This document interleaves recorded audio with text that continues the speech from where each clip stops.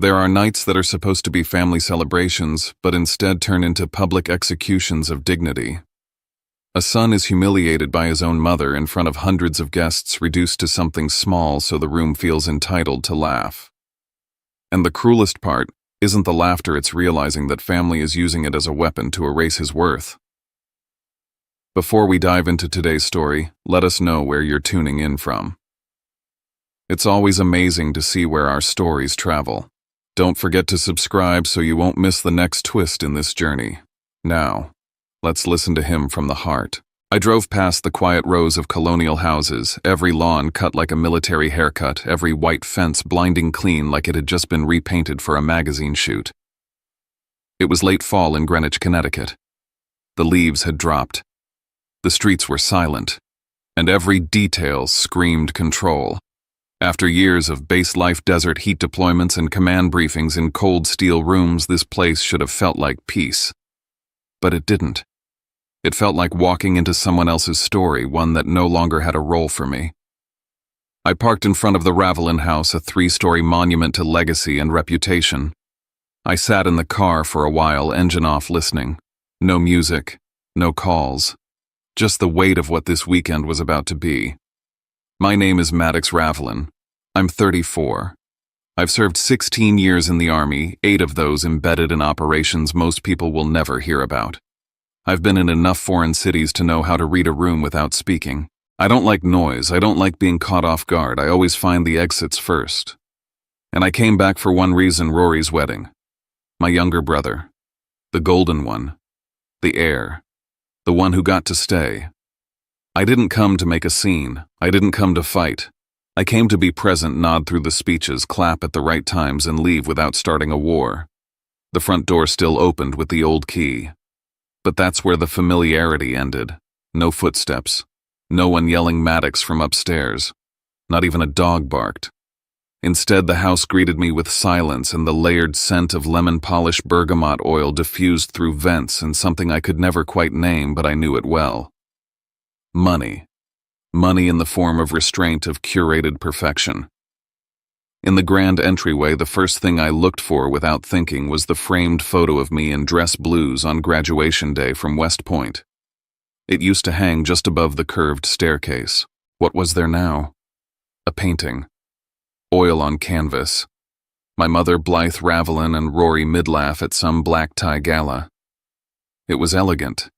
It was posed. And it was unmistakably a replacement. I stepped closer. The frame size was identical. The lighting angles matched. They hadn't just redecorated. They'd erased me. Behind me, heels clicked against the marble. Blythe appeared trailing a wedding planner with an iPad and a Bluetooth headset. She looked me over the way you'd assess a surprise delivery, curious, slightly annoyed. "Maddox," she said. "Not sweetheart, not darling. Just my name flat as a label. You'll be in the guest room on the 2nd floor, the one near the linen closet. There are extra towels inside. Please try not to disrupt the final walkthroughs. We're rehearsing table placements later this evening." I nodded once. She didn't ask how the drive was. She didn't ask how I'd been. To the planner, she said, "Let's head back to the sunroom. We'll review the floral setups there." I was dismissed before I even stepped out of my boots. That was the thing with Blythe. She didn't yell. She didn't curse. She didn't need to. Her real talent was subtle disinheritance. She'd mastered the art of removing you from the center of the story while making it look like you never belonged there in the first place. But I caught it slipped into her instructions like a stray pinprick.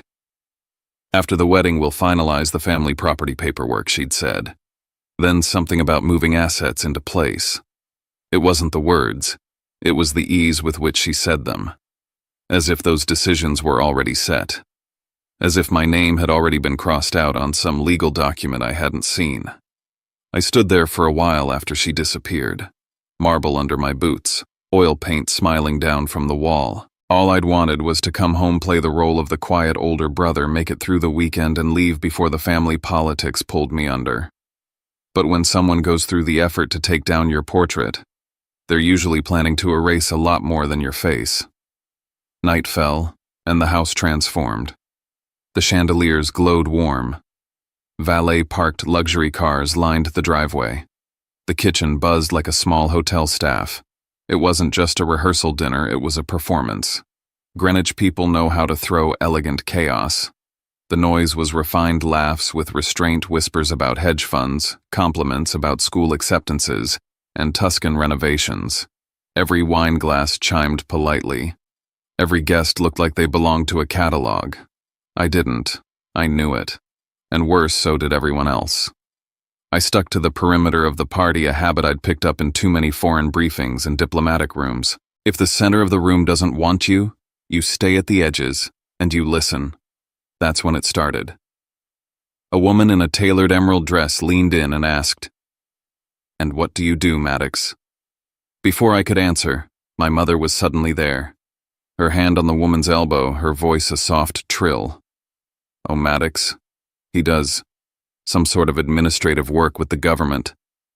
Desk stuff, nothing exciting." She laughed, the kind of laugh designed to sound effortless, the kind that closes a conversation before it can open. I saw the shift happen, the guest's interest turning into polite dismissal. I could practically hear her reassessing me, not military, not remarkable, not useful to this room. But Blythe wasn't done. She pulled something from a cabinet, a stiff white apron, folded sharp, the kind you'd find at a budget catering event. She handed it to me, smiling like this was a favor. "You don't know many people here, so why not help with the hors d'oeuvres you're used to serving after all?" Then, loud enough for the nearby tables to hear, she added, "He's just a low-rank grunt." The silence that followed lasted maybe 2 seconds, but it was filled by a wave of tight, sharp laughter. Controlled, coordinated, and cruel. I looked at Rory. He'd heard it. He was mid-conversation with someone who looked like a senator or a major donor. He met my eyes, and then he turned away like nothing had happened. That's when it hit me. This wasn't just about Blythe. Rory wasn't a bystander. He was in on it. His silence wasn't neutral, it was strategic. I took the apron, walked toward the kitchen without a word. The door swung shut behind me and the air changed. Cold lights, stainless steel. The laughter muffled behind thick walls. I unfolded the apron, looked at it for a beat, then folded it back perfectly and dropped it into the trash can. That was my answer. No yelling, no drama, just rejection of the role they had scripted for me. But that's not the end. As I stood there, one of the kitchen staff whispered to another near the sink, "Did you put the documents where she said, 'for tomorrow's dinner'?" "Yeah," the other replied, locked in the side drawer of the study. She said, "Don't mention anything until after the cake." I didn't know what papers they were talking about, but I knew that Blythe didn't bring paperwork to a wedding for no reason. That night, I lay awake in the room they'd given me next to the supply closet, the ceiling low, the mattress stiff. It smelled like cedar and dust and disuse. I wasn't awake because I was humiliated. That wasn't new. I'd lived through far worse. I was awake because I knew something was moving behind the scenes. And this time, I wasn't just a forgotten son. I was a threat. I left Greenwich before the sun came up. The house was still asleep when I slipped out the driveway, empty, the windows dark. The road ahead was wrapped in fog so thin it looked like the world had been erased and redrawn in pencil. Streetlights blurred into pale halos. For once, the silence didn't feel hostile. It felt neutral, honest. I drove north without music, without checking my phone. I knew exactly where I was going. Kensico Cemetery sat quietly beyond the last stretch of town, a wide-open field of headstones laid out with military precision. When I stepped out of the car, the cold bit through my jacket.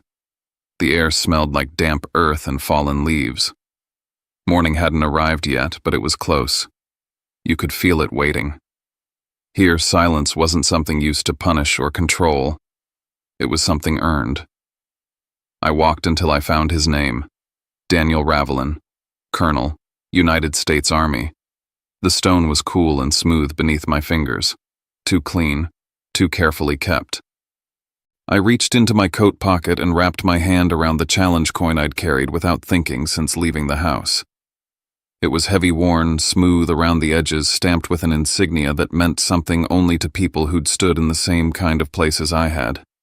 I knelt and placed it gently at the base of the headstone. "Hey, Dad," I said quietly. There were things I could never say in Blythe's house, things that didn't survive in rooms where every word was weighed for appearance. Here I didn't have to measure myself. I remembered a night from when I was a kid sitting on the back porch with him. The house lights were off behind us. He'd pointed up at the sky, naming stars I couldn't see at first. "Your mother likes the bright ones," he'd said. "The kind everyone notices right away." Then he traced a faint line with his finger, barely visible unless you were looking for it. "But soldiers," he said, "they follow the dim stars. The ones that don't show off. The ones that still guide you when everything else disappears."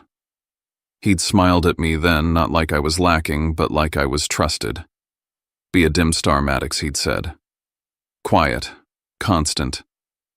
You'll always know where you're going." At the time, I thought it was just a metaphor, a lesson about humility. Kneeling there now, something else caught my eye. The grass around the stone was disturbed, not badly, subtly, as if someone had been there recently. There were clean streaks on the granite wiped down with care. It wasn't Blythe. She hated places like this. There was nothing to display here, no audience, no return on investment. So who had come, Rory unlikely? Or someone else? I stood slowly, my knees stiff from the cold. As I did, another memory surfaced, one I'd pushed aside for years because I didn't know what to do with it. A week before he died, my father had stood in the study looking out the window at the house. He'd said almost to himself, "That place doesn't belong to the shine. It belongs to the truth." I'd assumed he meant values, character, the usual things people say when they're sick and reflective. Now, standing in front of his grave, I wondered if he'd meant something far more specific. Legal truths had a way of hiding behind polite language, and Blythe's sudden urgency about paperwork, about assets, about timing, it didn't feel random anymore. It felt defensive, like someone afraid I might remember something I was never supposed to question. When I turned back toward the car, the sky was finally beginning to lighten. The fog thinned. The world came back into focus. But inside me, everything sharpened. That special dinner wasn't a gesture of reconciliation. It wasn't about family. It was a trap. And this time, I wouldn't walk into it empty-handed. I didn't go back to Greenwich. Instead, I drove south into Manhattan and parked near a busy block, just waking up to the day. I chose a coffee shop that stayed loud enough to disappear in, but quiet enough to think. People tapped at laptops. Baristas shouted orders. No one cared who I was. I opened my encrypted laptop and let routine take over. Inbox, calendar, briefings. I needed to anchor myself in systems that made sense, not family dynamics that shifted with mood and manipulation. I had one rule: no reaction without information. That was when the email arrived. Subject line: meeting. Sender: Captain Sable Hartwin, Rory's fiancé. No greeting, no explanation, just a time and location near Midtown. I stared at the screen longer than I meant to. The message wasn't written like an invitation. It read like coordinates. That told me everything I needed to know. She wasn't reaching out as a bride. She was reaching out as someone who understood reconnaissance.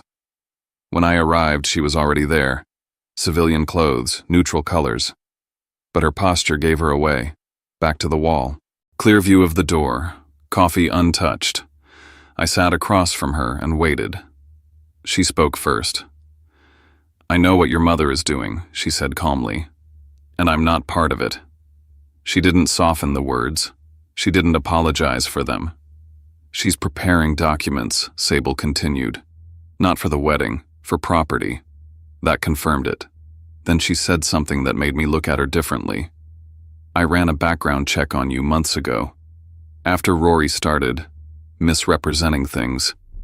She met my eyes. "I know you're not administrative staff, and I know she's trying to make you look harmless." Sable took a breath before continuing. "I served in a unit that was extracted from a bad situation in eastern Afghanistan.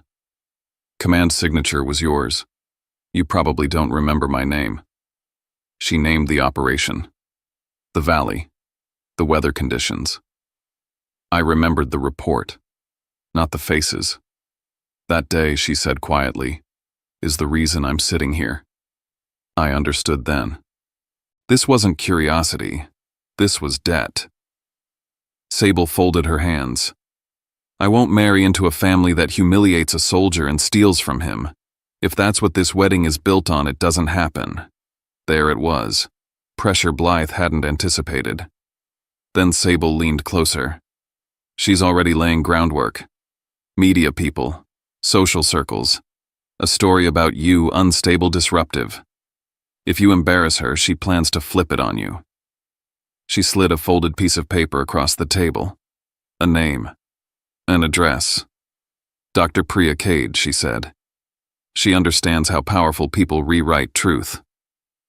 When I left the coffee shop, I knew two things for certain. The dinner wasn't about conversation, and if I walked into it alone, I wouldn't walk out clean.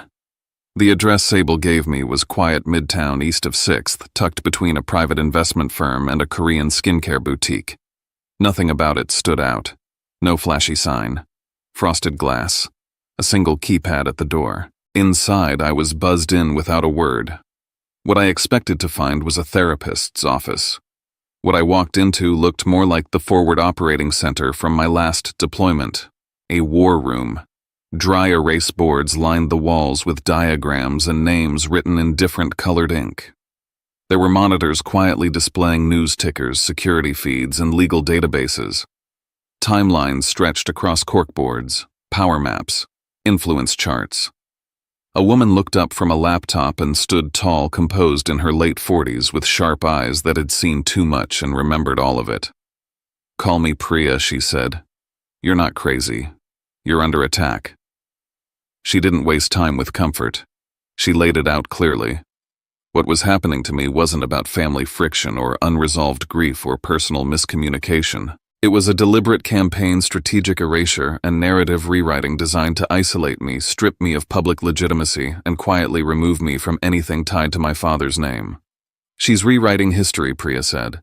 "Not just for dinner guests, for courts, for press, for future trustees." I didn't say anything. I just nodded because I already knew she was right. I had known it in my gut since I left that ballroom. "We don't fight that kind of war with feelings," Priya continued. "We fight it with records." She slid 2 items across the table, a compact digital recorder and an encrypted USB drive. "From now on," she said, "every private conversation is evidence. No data, no victory." I agreed, no hesitation. The truth was no longer enough unless I could prove it and prevent it from being buried. Sable arrived 10 minutes later. She brought structure. We gathered around the table. I gave them the behavioral pattern, my mother's manipulation style, the emotional traps, her timing with shame. I walked them through the way she dressed cruelty up in concern, how she'd twist a moment and later claim it never happened.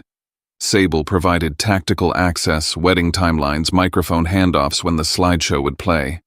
She knew who was giving speeches, who'd be seated near whom. She had eyes on the inner circle. Priya mapped the enemy network. A constellation of names, donors, charity board members, a well-known lifestyle blogger, the family attorney, 3 mid-tier influencers. All of them slated to attend the wedding. All of them with public reach or quiet influence. My mother wasn't planning a celebration. She was curating a narrative event. Priya raised one question that shifted everything. "Has Rory ever mentioned a trust?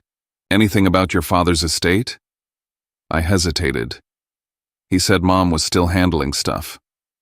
That she was the one keeping the house running. That's code, Priya said. He may have signed something without realizing it. Consent, proxy, endorsement. If he's a legal participant in any asset transfer, that makes him a tool, not just a bystander. I sat back. The weight of it settled on me, not just betrayal, but complicity by negligence, or worse, indifference. And your father's real legacy, she continued, might not be in the house at all. She outlined a possibility, a timed trust, a transfer clause, something that would be triggered by a major life event like Rory's wedding. It wasn't just the social optics. The wedding could be the legal switch. That's why my mother was rushing. Why she needed me to sign something fast and quietly. It was a deadline, not a gesture. Then Priya made her next move. She started assigning names. This person gets the audio. This one the legal analysis. This reporter gets the timeline of events. This one's on standby in case we need a story planted from our side. It wasn't about making a scene. It was about anchoring the truth in too many places to bury. Sable leaned in again. She's mentioned an old photo of you. She said it might come in handy if you made trouble. That landed hard. I knew the photo's sweaty, exhausted moments after pulling out of a 17-hour siege in Kandahar. My eyes looked hollow.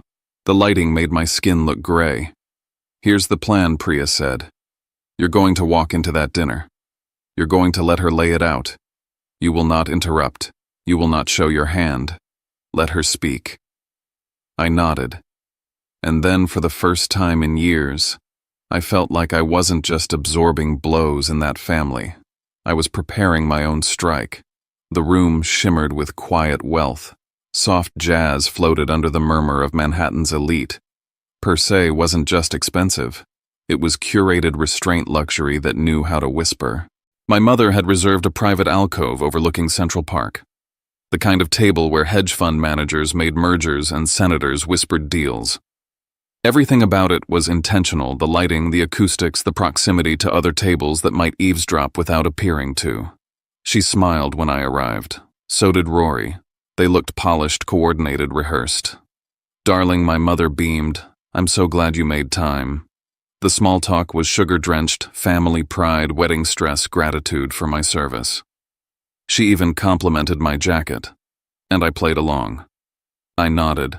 I smiled. I responded warmly, because I knew the script needed to play out uninterrupted. It came after dessert. Right as the server cleared the plates and the espresso arrived, she reached into her handbag. Out came a slim, cream-colored folder. She placed it gently on the table and slid it across the linen. No pressure, she said lightly. Just something to sign to keep things streamlined. Asset consolidation. For Rory's stability after the wedding. I opened it. The legal jargon was dense but clear enough for anyone trained to read threat matrices. Phrases leapt off the page: irrevocable waiver, relinquishment of claim, forfeiture of future interest. This wasn't streamlining. It was erasure. I closed the folder slowly. I'll have my attorney look it over, I said. Her expression didn't flinch at first, but the temperature changed. Her voice dipped sharper. Family doesn't need lawyers. Her hand flattened against the folder. You don't trust your own mother? I didn't move. I said evenly, I'll respond once legal counsel has reviewed it. And I stood up. I dropped 100 on the table. Looked at Rory. His eyes were empty. Then I walked out. No argument, no dramatics, no performance for the onlookers she'd surely counted on. I didn't give her the scene she wanted. That night I went home and got to work. Every page was photographed, documented, and uploaded to Priya's secure drive. The audio recording backed up 3 ways. Everything was time-stamped. Priya called me within the hour. Her legal analyst confirmed the folder was a full forfeiture document constructed by a specialist in high-net-worth family disputes. If I'd signed, my rights would have been near impossible to reclaim. But the night wasn't over. Sable texted me a link. A lifestyle blog that catered to the New York elite had just posted a story. No author name, just exclusive insight. The headline hit like a cold slap. Estranged son returns. Unstable veteran threatens family's joy. There was a photo. Me post-operation looking hollow-eyed and unshaven, cropped to exaggerate the wildness. The story didn't quote sources, but it mirrored my mother's voice, perfectly vague accusations, veiled concerns, a tone of wounded nobility. It clicked. She didn't just want me out, she wanted me illegitimate. Because in a world where people see you as unstable, every claim you make becomes delusion. Every accusation becomes paranoia. That's how she wins, by making my truth sound like madness. I stared at the screen. One sentence chilled me. Sources fear the son may attempt to disrupt the wedding. Priya called again, voice clipped. She's laying groundwork. That line lets them eject you with security or fabricate a psychiatric incident. I didn't reply right away.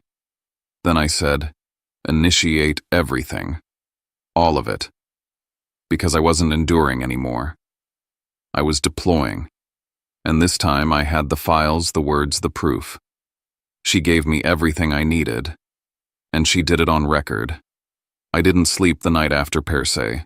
Not because I was upset. Not because I was angry. I didn't sleep because my mind was operating like it used to before a high-level op tracking variables, simulating outcomes, memorizing faces, and fallback routes. The wedding wasn't a celebration anymore. It was a public execution. My name, my record, my identity. All up for reshaping under the soft lights of the Plaza Ballroom. And this time, my mother wasn't just using silence. She was staging a performance. Priya and I met the next morning in her midtown office, which now looked more like a command center than a law firm. On the whiteboard, she'd mapped out every moving part, speaker lineups, cue timings, audio feeds, likely points of interception. Sable joined remotely. She'd sent over the internal event run sheet from the wedding planner. It included things that most guests wouldn't even think about, like which microphones would be hot when the toasts began or who had permissions to control the slide deck. There were asterisks next to names. Mother of the groom, priority access to mic. Family remarks, pre-cleared only. And then in small handwritten script at the bottom, if family conflict arises, notify ballroom security immediately. That was the plan. My mother wasn't just waiting for me to speak out, she was waiting to label me a threat the moment I did. So we made a counterplan. I would not take the bait. I would not speak out of turn. I would not give her the headline. Instead, we would change the rules of engagement. If the mic was the weapon, we'd place it in the hands of someone she didn't control. And if the room was the stage, then I needed to step onto it with something she couldn't smear proof. I pulled my dress uniform out of its garment bag later that night. The wool still held the shape of my shoulders even after years untouched. I aligned the ribbons precisely, cleaned the insignia until they reflected the ceiling light. The silver eagles gleamed like sentinels. I didn't wear it to show rank. I wore it because the story I needed to tell could only be told in a language my mother couldn't twist. On the morning of the wedding, Sable arranged my entrance. Not through the main door where security had likely been told to watch for disruptions, but through a side corridor reserved for hotel staff and VIPs. I wore my uniform. I said nothing. I handed over my name. They let me in. When I walked into the grand ballroom, the music didn't stop, but the air did shift, like someone had opened a window in the middle of a staged scene. Eyes followed me, not all, but enough. I didn't walk to the front. I didn't move toward the family pew. I sat down in the very last row, upright, silent. A living contradiction to whatever whisper campaign had preceded me. From where I sat, I could see my mother stand and turn. She saw me. Her smile calcified. And then she did what she always did, gathered a cluster of guests around her like a shield, leaned in with just enough performance to let them know she had a story to share. And they listened. Of course they did. She'd already begun writing the ending. She thought I was the final obstacle to her narrative. But I wasn't her obstacle, I was her mirror. From across the room, Rory glanced toward me. It was brief, but it was there. He didn't look triumphant. He looked shaken. Like maybe for the first time he realized what it meant to be seen through her eyes, and what it cost. And maybe, just maybe, he was starting to feel the weight of being her son. At the front of the room, the podium was being prepared. The family remarks were next. Priya had positioned everything perfectly, the dossier ready to launch, the confirmation from General Whitaker Dane, time-stamped and embedded in the projection deck, the timeline of smear pieces prepared to circulate. But timing was everything. If we launched too early, she'd spin. If we waited too long, she'd claim the mic and the framing. We waited. I watched. And then I heard her voice, low, direct, speaking to someone beside her. If he so much as opens his mouth, she said, I'll show them who he really is. She wasn't afraid of a lie being exposed. She was afraid of the truth arriving too early. I didn't move. I let her rise. Let her walk up to the mic like she owned the room. And for a second, maybe she did. But not for long. The lights in the Plaza Ballroom adjusted slightly as the family speeches began. just enough to cast a glow on the podium without overwhelming the chandeliers. My mother took the stage like it belonged to her. Of course she did. She spoke of legacy, of sacrifice, of building something meaningful. Her words were measured, her tone perfectly modulated, warm enough to sound maternal, detached enough to sound regal. She hadn't mentioned my name yet. She didn't need to. Everyone knew what was coming. They just didn't know when. And then it landed. She turned slightly, her gaze drifting toward the back of the room, and with a casual cruelty, she said into the mic, "Of course, not everyone understands what it means to serve the family. Some choose their own path. Our own version of a low-rank grunt." Polite laughter followed, measured, synchronized. It was the kind of laughter you hear at fundraisers and gallery openings, more about signaling allegiance than amusement. They weren't laughing at a joke. They were laughing because they thought it was safe. And then it wasn't.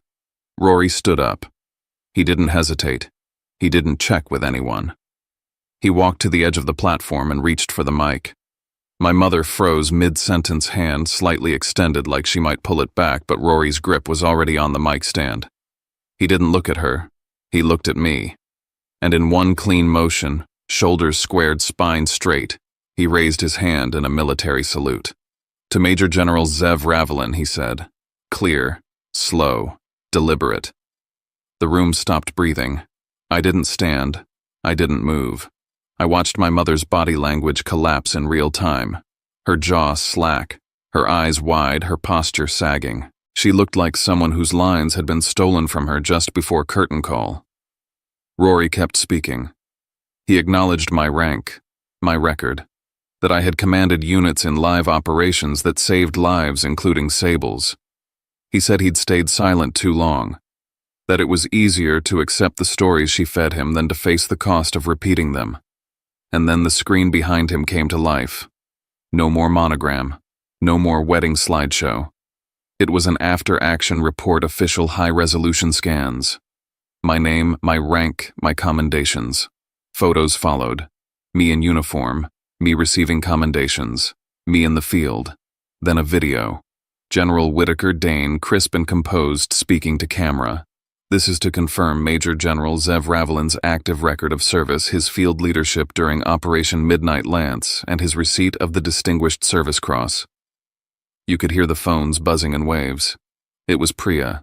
She'd released the dossier to key media contacts in the room. The audio from Per Se, the paper trail of the blog post's origin, the waiver, the timeline, the digital fingerprints leading back to my mother's team. She couldn't claim it was exaggerated. She couldn't say I planted it. It was in their hands now. Not mine. Not hers. She screamed, "Stop this." She moved toward the stage, but no one cleared a path. Not this time.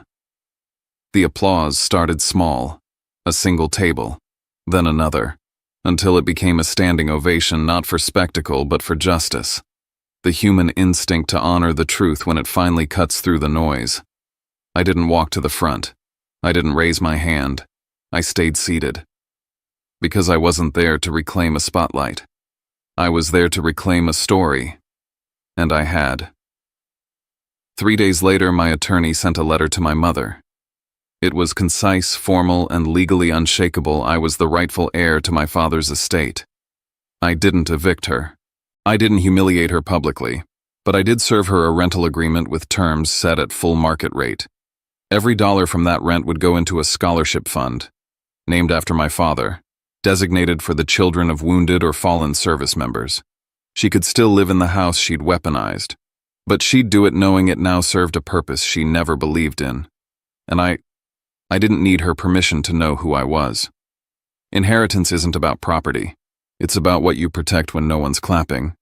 It's about standing still while the room spins and being the only one not dizzy. West Point reached out last week. They asked me to keynote this spring, and yesterday a video arrived in my inbox. A young woman, daughter of a fallen airman, saying thank you. Her tuition now fully covered. I watched it alone, then closed my laptop. Some stars shine, others guide. I was never meant to sparkle. I was meant to endure. What stayed with me most wasn't the applause or the vindication, or even the stunned silence when the truth was finally undeniable. It was the moment after. The moment when I realized I didn't need revenge. I didn't need them to say sorry. I didn't need my mother to change or the past to rewrite itself. Because some battles aren't about winning, they're about reclaiming your name, your ground, and your peace. The most dangerous lie isn't the one others tell about you. It's the one you start to believe when they say it long enough. For years I kept quiet, thinking that silence was strength, that walking away made me the bigger person. But sometimes silence gives power to the wrong people. Sometimes being quiet lets injustice grow roots. And when that happens, speaking up isn't ego. It's duty. What I learned, what I want to pass on is this. You don't have to shout to be heard. You don't have to fight dirty to win with honor. And you don't have to let your story be told by the very people who tried to erase you.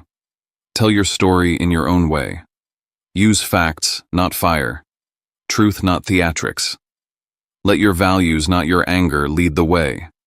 That's what makes the truth undeniable. That's what gives it weight. And if the people you love become the ones who wound you most, don't let that turn you into them. Let it turn you into someone better. Someone who turns harm into healing and legacy, into something lasting. My father once told me rank fades. Integrity doesn't. Now I understand what he meant. This story wasn't about proving I was right. It was about proving that truth handled with quiet conviction still has the power to change a room and maybe even the world. Sometimes the deepest shift doesn't come from a big confrontation, it comes from that quiet moment after when the dust settles, and we finally see ourselves without all the noise. Tonight's story wasn't just about a uniform, a microphone, or even a mother's judgment. It was about the long journey one man took to reclaim his voice in a room that once tried to drown him out. And maybe in some way we've all known what it feels like to be misunderstood, mislabeled, or dismissed by the very people we long to be seen by. We carry so much in silence. But healing doesn't always mean confrontation. It can also mean standing tall, choosing what kind of person we want to be when no one claps and walking away without needing anyone else to rewrite the ending for us. The truth is, not every story gets a clean resolution. But even in the mess, there's beauty when we choose grace over bitterness and clarity over chaos. If something in this story resonated with you or reminded you of a chapter from your own life and you feel like sharing, we're here. Just a few words in the comments might help someone else feel a little less alone. And if you'd like to stay close to this circle of quiet stories where truth finds its way through the noise, feel free to subscribe. We'll be right here next time. Same place, same voice. Until then,